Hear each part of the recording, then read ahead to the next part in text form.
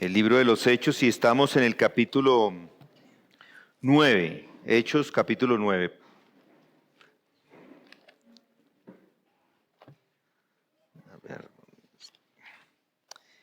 Y quiero leer desde el versículo 1, pero nos vamos a enfocar en el versículo 4, pero vamos a leer desde el versículo 1 hasta el 6.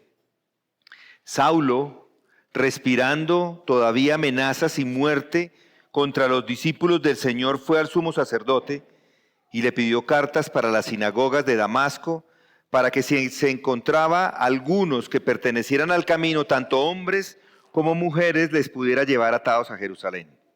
Y sucedió que mientras viajaba, al acercarse a Damasco, de repente resplandeció en su derredor una luz del cielo, y al caer a tierra oyó una voz que le decía: Saulo, Saulo, ¿por qué me persigues? Y él dijo: ¿quién eres, Señor? Y él respondió: yo soy Jesús, a quien tú persigues. Levántate, entra en la ciudad y se te dirá lo que debes hacer. Vamos a hacer una oración para comenzar. Dios de toda gracia, toda bondad, toda misericordia, de todo amor, de todo conocimiento, de todo poder y sabiduría, de todo de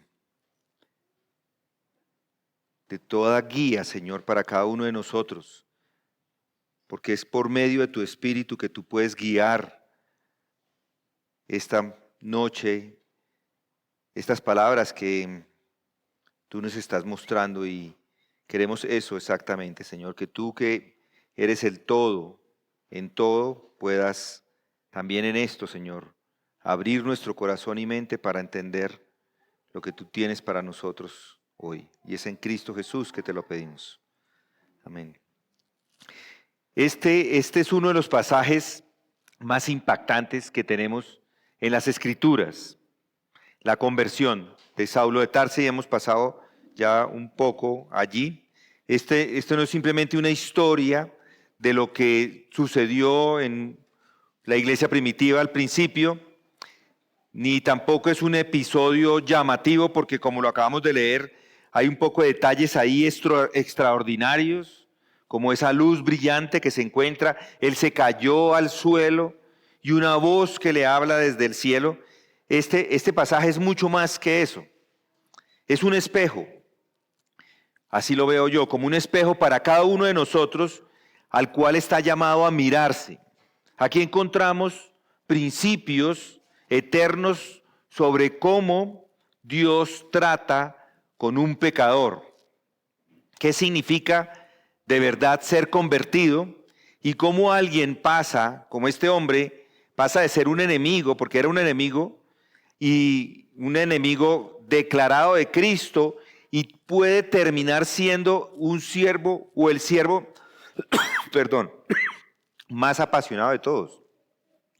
Desde el inicio, quiero subrayar algo, y lo más importante de esto no son todos esos detalles que estamos leyendo acá. Sí hay detalles, por supuesto, pero no eso no es lo más importante.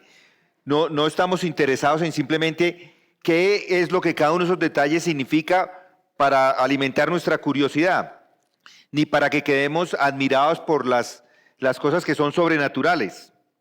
El propósito es mostrarnos lo esencial. A pesar de que sí hay cosas sobrenaturales acá, vamos a ver lo esencial y vamos a ver lo que sí es sobrenatural para nuestro propósito hoy, y es la conversión verdadera. Y aunque su testimonio y el mío probablemente no incluyan caídas y voces del cielo y luces, sí hay elementos comunes para todos nosotros.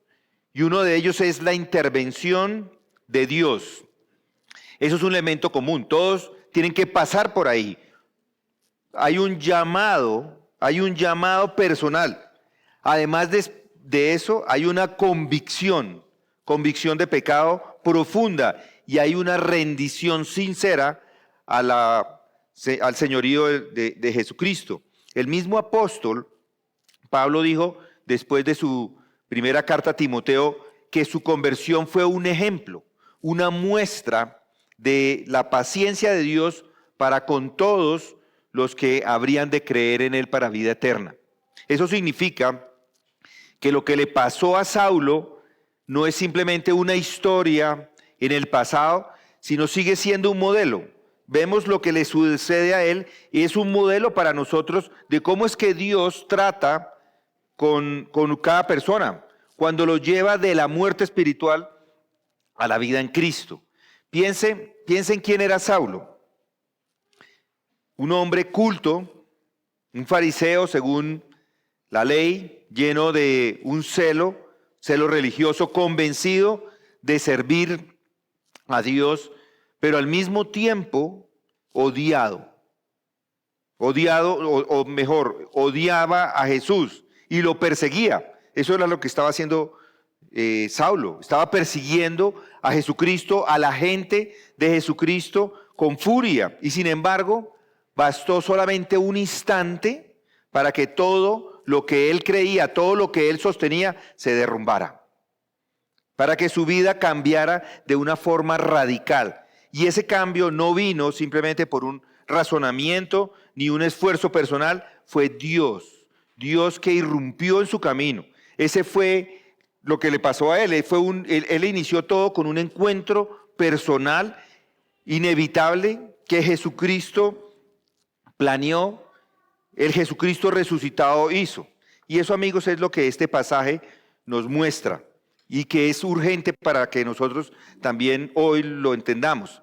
Porque esa voz que oyó Saulo también es una voz que de una forma debemos nosotros escuchar, oír. Es la voz de que da el Señor, que habla por nombre y que confronta al corazón. Es una voz que escuchamos en su palabra, nos habla y nos pone de frente al Jesucristo resucitado, que deja en evidencia en ese momento la inutilidad de cualquier esfuerzo humano para salvarse. Y la pregunta que nos hacemos es una pregunta muy sencilla. ¿Ha escuchado usted la voz? ¿Ha sentido cómo Dios lo detiene en su camino? Probablemente su camino de pronto ha usado cosas externas y lo ha parado en su camino y le hace ver cómo es que Él es el único que puede ayudarle a continuar. Que no puede seguir siendo un espectador en todo esto del cristianismo. Simplemente que ya no puedes dejar de ver desde afuera, sino que ahora tiene que entrar allí, porque la conversión es justamente eso. Es un momento en la historia de una persona que deja de ser una persona que simplemente habla acerca de Dios para ser parte de Él. Pasa de ser el objeto al que Dios dirige todas sus palabras. Eso es lo que sucede en una conversión. Y la pregunta es la misma pregunta que le hicieron a Saulo: ¿por qué me persigues? Con eso como trasfondo, vamos a entrar juntos al relato que tenemos acá, no para quedarnos en lo que es extraordinario, como les decía, sino para ver lo esencial que encontramos allí. Y vamos a verlo resolviendo 4 preguntas. La primera es cómo Dios trata con un hombre. ¿Cómo Dios trata con un hombre? La segunda, ¿cómo lo llama? ¿Cómo lo llama? La tercera es cómo lo convence de pecado. Es decir, cómo lo hace inclusive temblar delante de su gloria. Y cómo, finalmente, la cuarta pregunta, cómo lo lleva a rendirse a los pies de Jesucristo. Y lo primero que encontramos es que siempre el punto de partida a toda verdadera conversión es esto: una intervención soberana de Dios. Entonces, ¿cómo Dios trata con un hombre? Es por medio de una intervención soberana de Dios. Y el relato nos lo dice. Noten el versículo 3.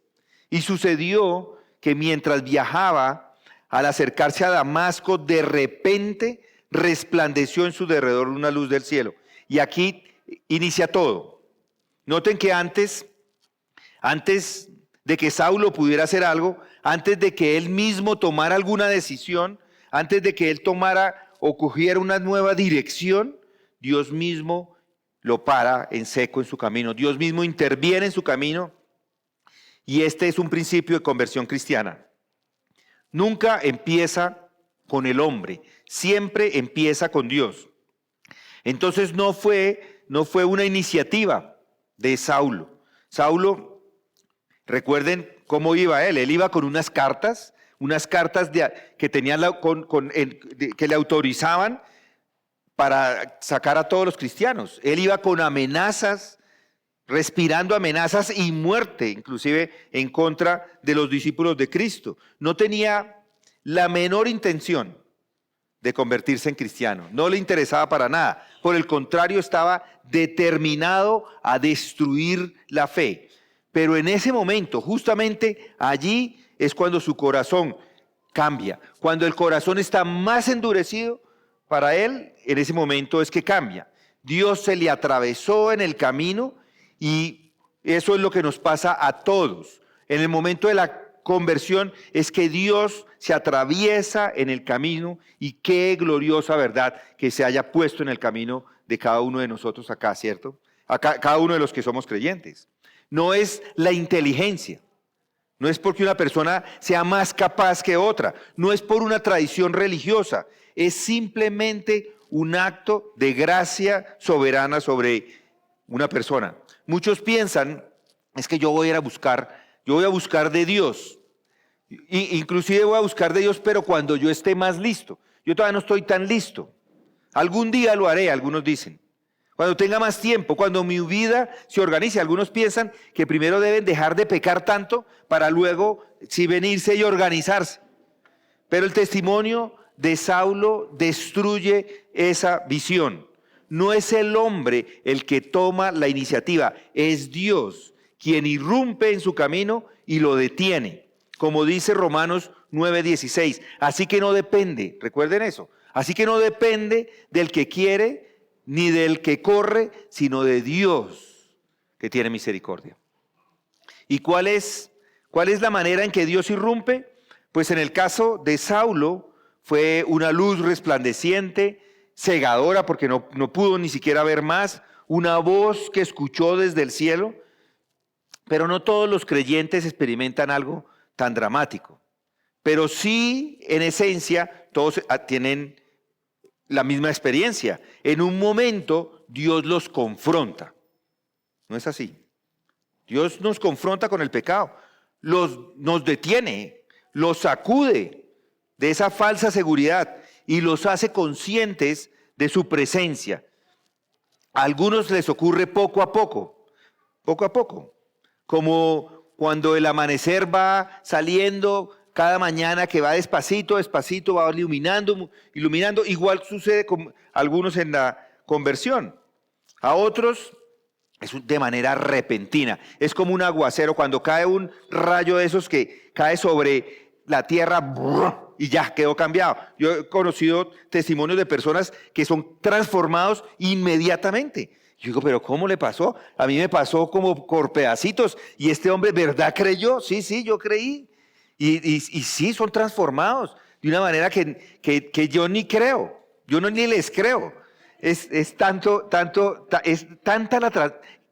grave o tan absoluto el cambio que es impresionante lo que sucede en una vida. Hay otros que es despacio y pueden pasar 25 años y todavía uno duda si en realidad es creyente o no. Es así, sucede de esa forma.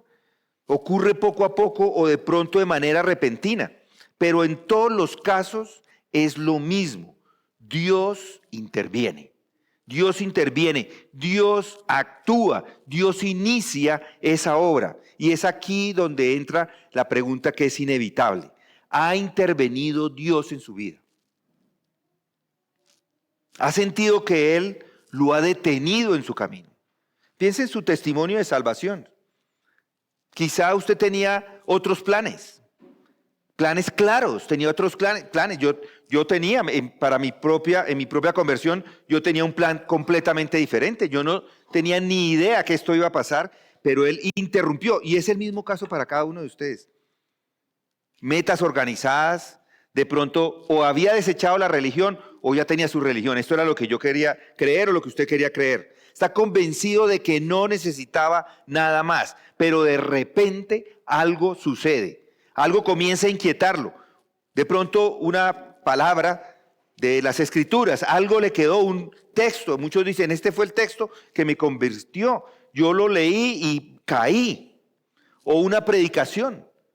El pastor Spurgeon, cuando estaba predicando, ese día había una tormenta de nieve y el predicador nunca llegó. Entonces una persona cualquiera se paró y empezó a predicar. Y predicaba el mismo texto y lo repetía y lo repetía y lo repetía. Y se sentó Spurgeon ahí ese día porque tampoco podía llegar hasta su iglesia. Se sentó y escuchó repetido el mismo texto. Y eso fue suficiente. El hombre quedó convertido en ese momento. Una predicación que atravesó su conciencia o una circunstancia inesperada. A veces la pérdida de un familiar, a veces una condición económica difícil, a veces un cambio de circunstancias, un cambio de país, un accidente, una crisis. Y en ese momento siente que ya no es como antes. Ya no puede seguir como antes. Es que Dios está en ese momento interrumpiendo su camino. ¿Qué solemne es eso? ¿Cómo Dios puede hacer eso? Si Dios no interviene, el hombre sigue siendo ciego, satisfecho con su pecado, respirando amenazas y muerte como lo hacía Saulo. Nadie puede salvarse a sí mismo, nadie puede abrir los ojos por sí mismo, nadie puede fabricarse una nueva naturaleza. Y si usted hoy es creyente, es porque Dios lo alcanzó, lo rodeó, lo capturó, lo cogió del cuello y se lo trajo. Así funciona. Y si todavía no lo es, esta es la primera esperanza que deben mirar. Que Dios en su misericordia pueda intervenir en su vida. Eso es lo que usted debe esperar, que Dios pueda hacer esa obra de salvación. ¿Recuerdan esa parábola de la oveja perdida de Lucas 15? La oveja no regresó sola, fue el pastor quien fue hasta allá y la buscó, la encontró por allá enredada, la cargó sobre sus hombros y la trajo de vuelta al redil. Eso es lo que ocurrió en el camino de Damasco y es lo que ocurre cada vez que un pecador es salvo. No es la oveja que encuentra al pastor, es el pastor que va detrás de la oveja. Por eso hay que detenerse por un momento y reconocer esto o pensar, ¿hay una intervención de Dios en mi vida? ¿Se da cuenta de que esto que sucede en la vida de muchos es algo que debe sucederle a todo el mundo? Debe verlo de esta manera. Porque de pronto si usted no es creyente en medio de nosotros, se ha dado cuenta de que está aquí, pero no es por pura casualidad, sino porque Dios lo trae hasta este lugar a escuchar su voz. No ignore entonces esa inquietud, no desprecie ese llamado. Cuando Dios interviene es un acto de gracia, pero también es un acto de advertencia solemne. Si Él lo detiene en el camino es para salvarlo, no para condenarlo. Hoy es el día de salvación. Hoy es el día de obedecer a esa voz que interrumpe su camino y que lo llama por su nombre. Entonces ya hemos escuchado un poco de esto, que todo comienza con esa intervención humana soberana de Dios. Él interrumpe, Él detiene, Él irrumpe en la vida de un pecador. Pero este relato no se queda solamente ahí. No es solo el resplandor de una luz ni una fuerza impersonal que lo para en el camino. Lo que sigue revela la esencia misma de la conversión cristiana. Y es una intervención divina que se convierte en un llamado directo personal. Saulo escucha su nombre: Saulo, Saulo, ¿por qué me persigues? Y aquí estamos en el segundo gran principio de esta historia. La conversión no es un fenómeno general, es un encuentro personal con Cristo. Entonces, ¿cómo lo llama? Es un llamado personal. personal de Cristo. Lo que vemos acá es una intervención soberana de Dios, es un encuentro directo, es un resplandor de la luz que no es simplemente algo impersonal, no es una experiencia simplemente mística, es una voz de Jesucristo llamándolo por su nombre. Y así ha sido siempre las salvaciones y siempre son así. Por eso si alguien no predica a Cristo, no puede entender la salvación, no puede entender el llamado, porque es Cristo el que llama. La voz es la voz del Señor Jesucristo llamándolo por su propio nombre. Saulo, Saulo. Este es el corazón del Evangelio.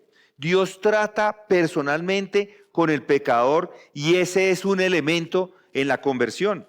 En este momento, hasta acá Saulo era el sujeto, él era el que decía las cosas.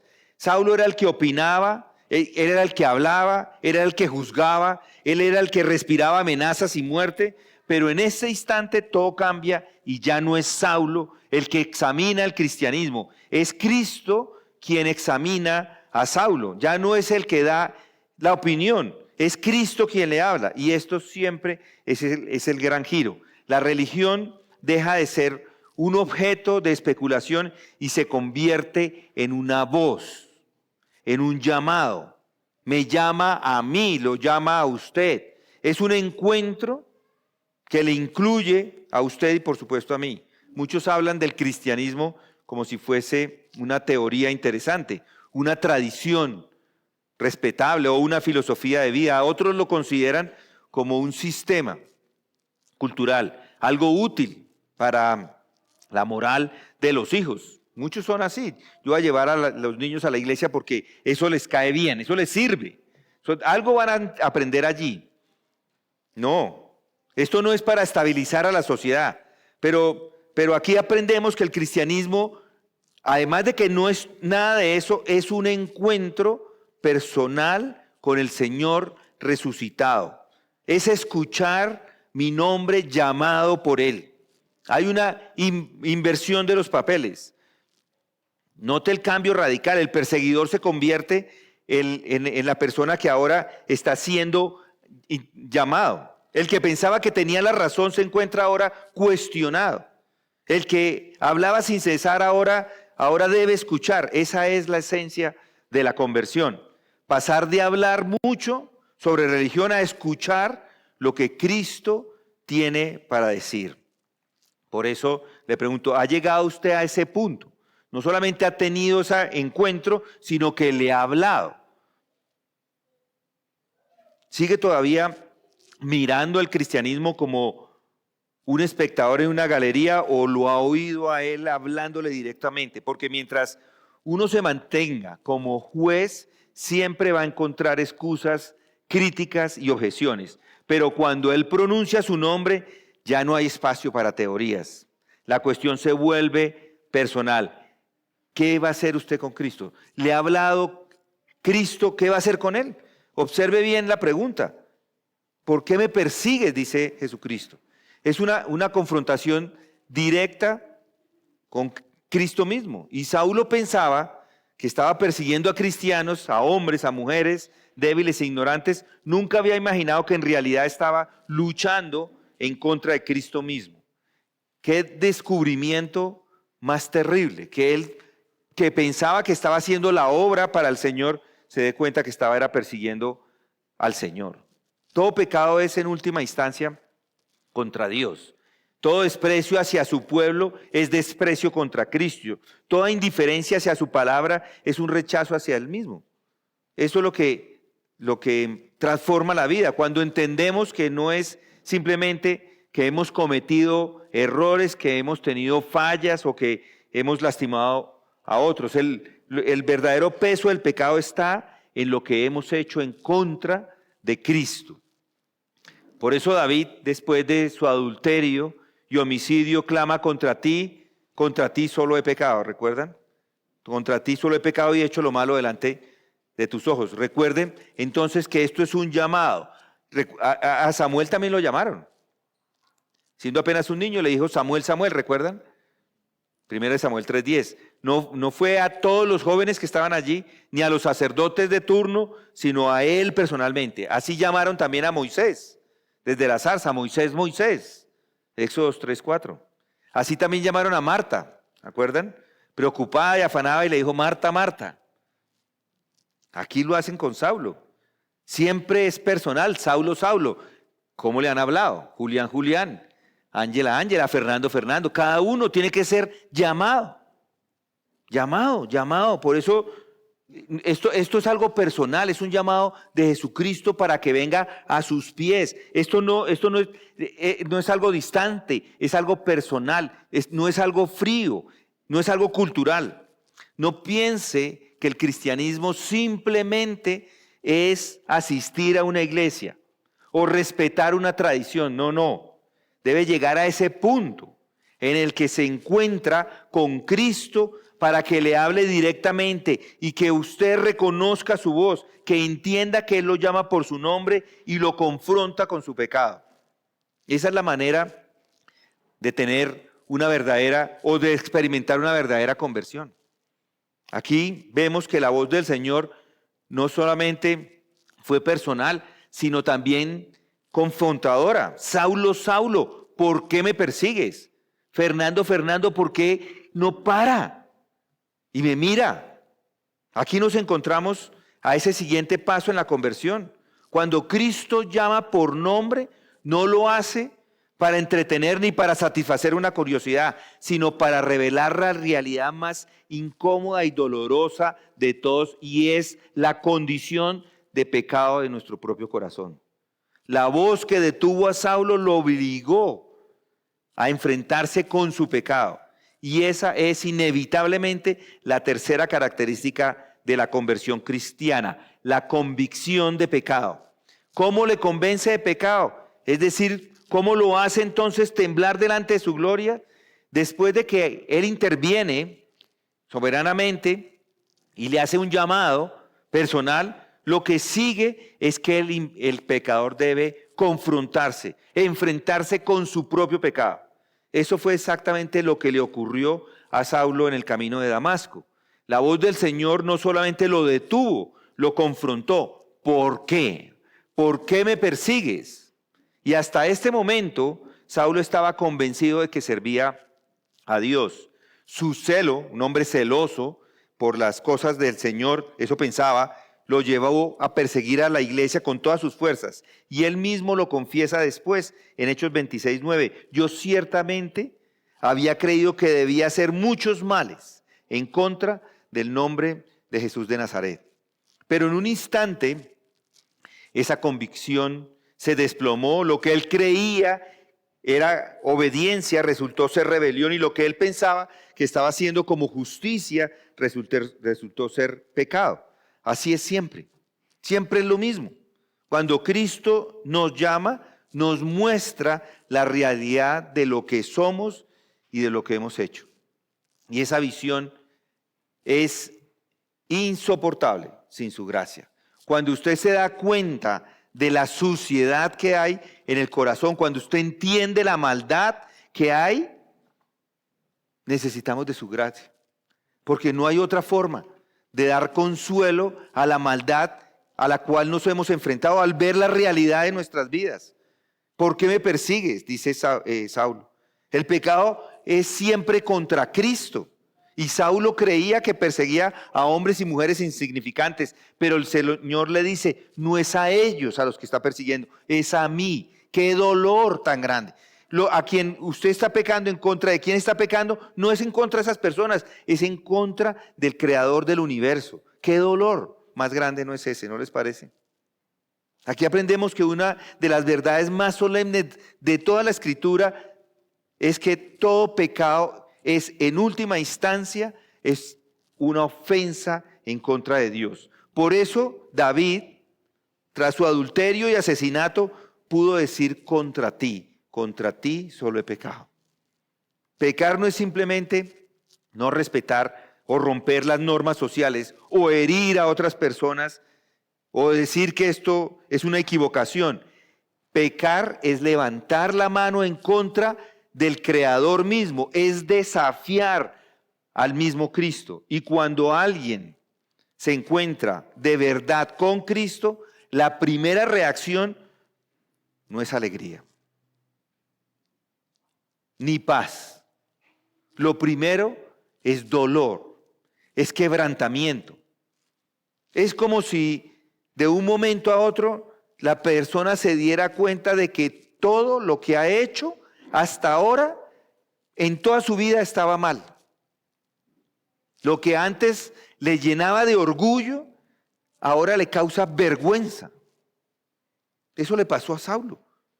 Él se veía a sí mismo como un fariseo intachable, un irreprensible según la ley. Pero al oír la voz de Cristo, al ver esa luz, de repente descubrió cómo era realmente. Un blasfemo, un perseguidor, un hombre que había estado luchando en contra de Dios mismo. 1 Timoteo 1:13. La luz de Cristo sacó a relucir la verdad que había en su corazón. Y es lo mismo con cada uno de nosotros. Solo cuando la luz de Dios brilla sobre nuestra conciencia es que entendemos la verdadera profundidad de todo nuestro pecado, de toda nuestra maldad. Por eso ahora vuelvo y le pregunto directamente, ¿ha tenido usted esa experiencia?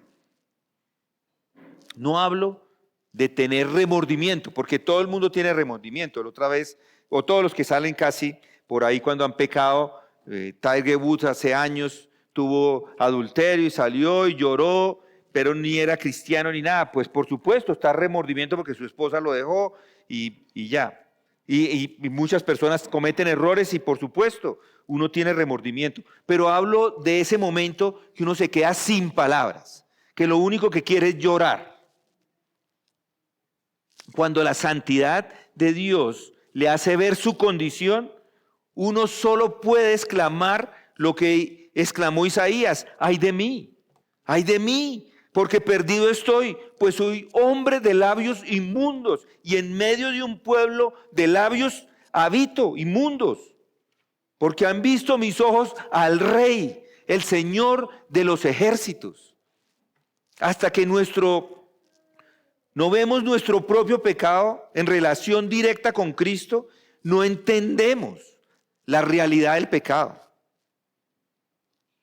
Es algo, no es simplemente fallar, no es simplemente portarse mal, es algo mucho más grave. Es una afrenta contra el Señor de la gloria, es despreciar al mismo Hijo de Dios. Eso es el pecado. Piense en un hombre que pasa la vida entera jugando con unas piedras. Piense en eso. No valen nada, estamos jugando con unas piedras. Un día alguien le abre los ojos y le dice: esas no son piedras, esos son diamantes. Cada uno una fortuna.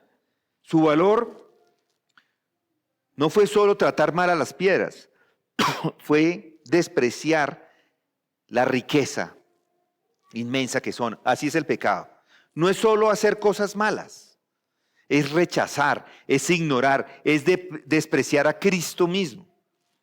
Saulo pensaba que estaba atacando a gente insignificante, pero en realidad estaba hiriendo al mismo Hijo de Dios. Por eso nos queda la pregunta: ¿ha escuchado la voz del que lo confronta? ¿Por qué me persigues? Quizás usted no odia a los cristianos ni va en contra de las iglesias. Usted está acá, estamos aquí participando. Pero cada vez que ha sido indiferente, cada vez que ha puesto excusas para continuar pecando, cada vez que ha rechazado su palabra y dice: no, esto no me aplica a mí, en el fondo sí le aplica a usted. Está haciendo exactamente lo mismo, está resistiendo a Cristo, y cuando Él le abre los ojos y le muestra la realidad, sí que es doloroso. Pero también es el primer paso, no solamente a la santificación, sino a la salvación. Nadie corre a Cristo para buscar perdón mientras no ha sentido el peso del pecado.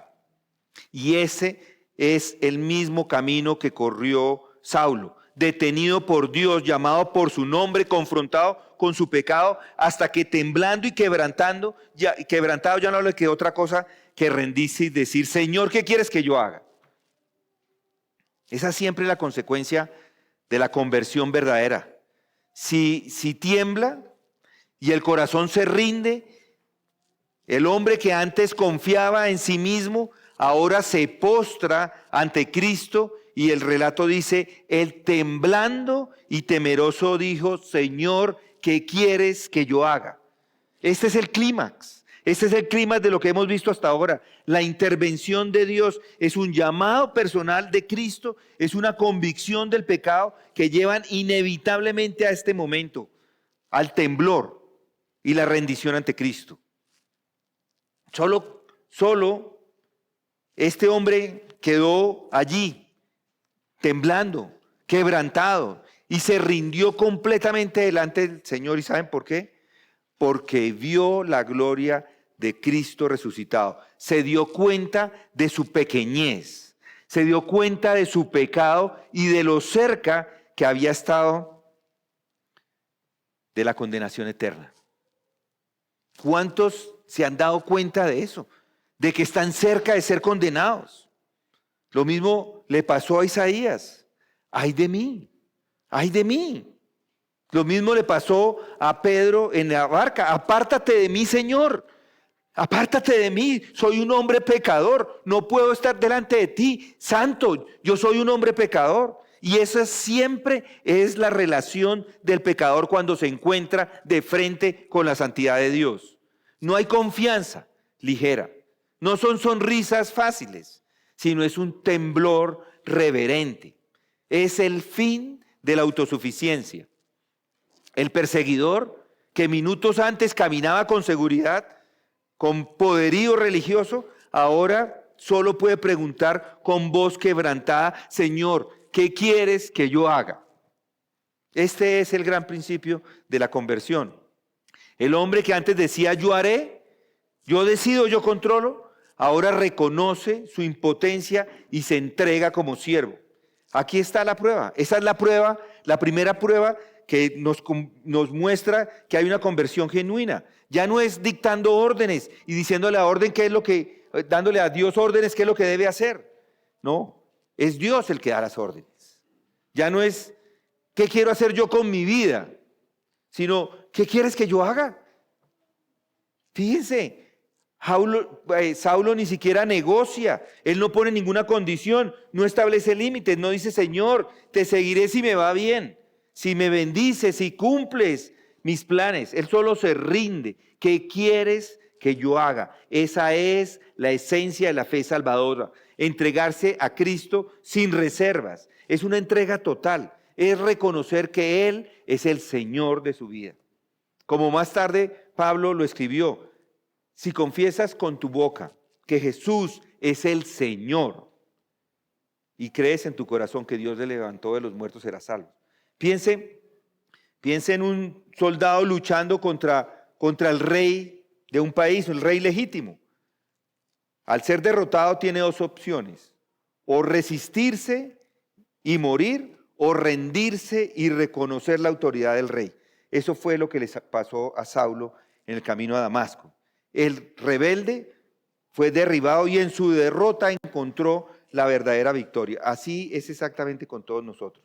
La rendición a Cristo no es una humillación vacía, es el comienzo de la verdadera libertad.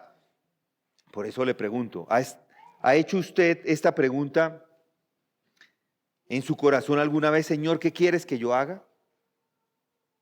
No hablo de palabras bonitas, sino de una entrega real y genuina. Esa es la oración que marcó el inicio de la vida cristiana auténtica. Y si hoy usted se rinde así, el Señor le va a responder como respondió a Saulo. Lo levantó, lo guió y lo convirtió en un instrumento útil para su gloria. Por eso todos debemos llegar con la misma actitud. ¿Qué quieres que yo haga? Y ya hemos visto un poco cómo sucedió esto con Saulo. Paso a paso, la experiencia de Saulo en ese camino a Damasco. Y al ver esta experiencia hemos visto los elementos esenciales de toda conversión cristiana.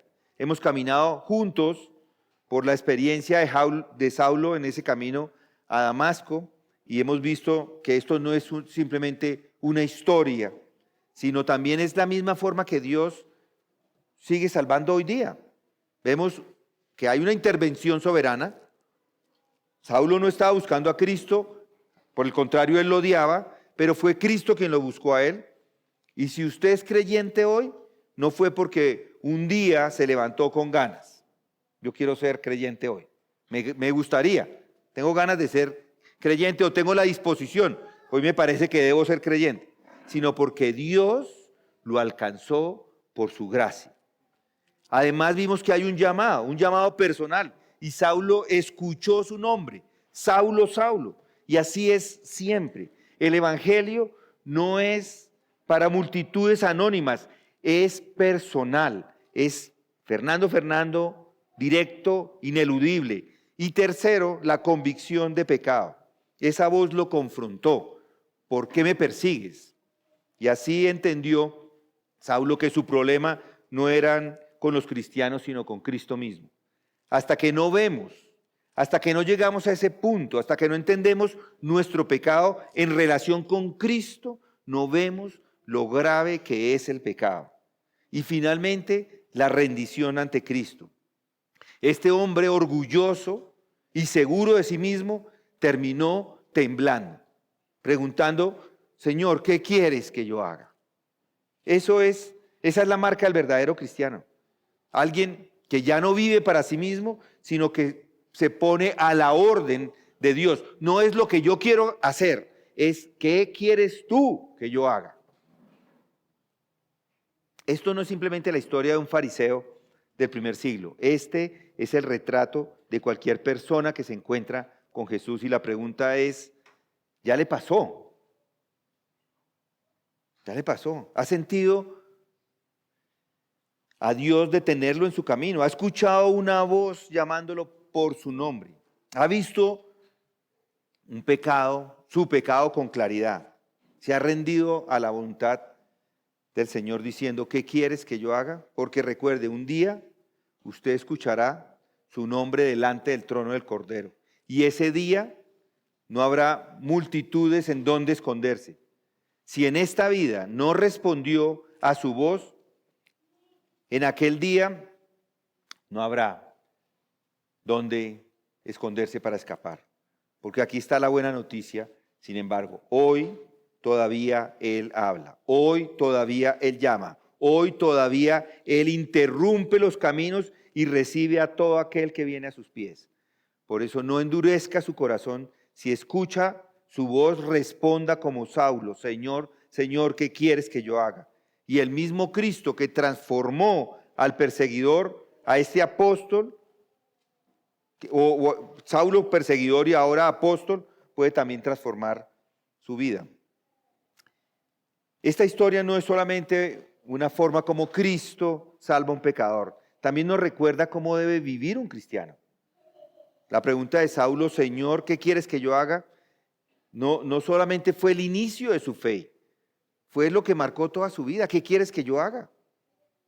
Años después, el mismo Pablo decía, ya no vivo yo, mas Cristo vive en mí. ¿Qué quieres que yo haga? Eso es lo que significa ser creyente. Vivir cada día bajo la misma disposición. ¿Qué quieres que yo haga? Y la pregunta entonces es, ¿está viviendo de esa manera?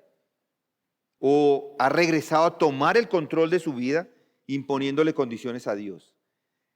El verdadero cristiano no vive de un solo momento emocional en el pasado, sino de una rendición continua, permanente al Señor. Tal vez Cristo le está mostrando un área en su vida en la que debe obedecer. Tal vez le está llamando a servir en un lugar donde lo estaba evitando. Tal vez le está pidiendo que confíe en Él en medio de una prueba difícil. Sea lo que sea que está pasando en su vida, la pregunta sigue siendo la misma. ¿Qué quieres tú que yo haga? El mismo Señor que paró a Saulo, que lo quebrantó y que lo levantó, es el mismo Señor que sigue tratando con nosotros.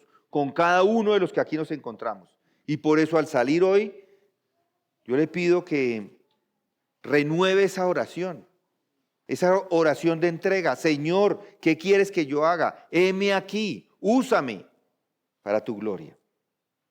La conversión de Pablo entonces nos enseña que todo verdadero cristiano es el resultado de una intervención soberana de Dios, quien llama personalmente, que convence de pecado y que nos lleva a rendirnos totalmente al Señor Jesucristo como su Señor.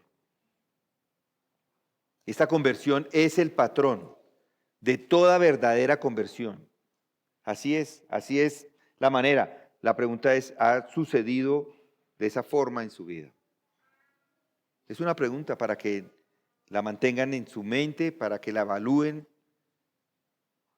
para que si es así, le dé gloria al Señor y simplemente le diga con sus labios, Señor, ¿qué quieres que yo haga?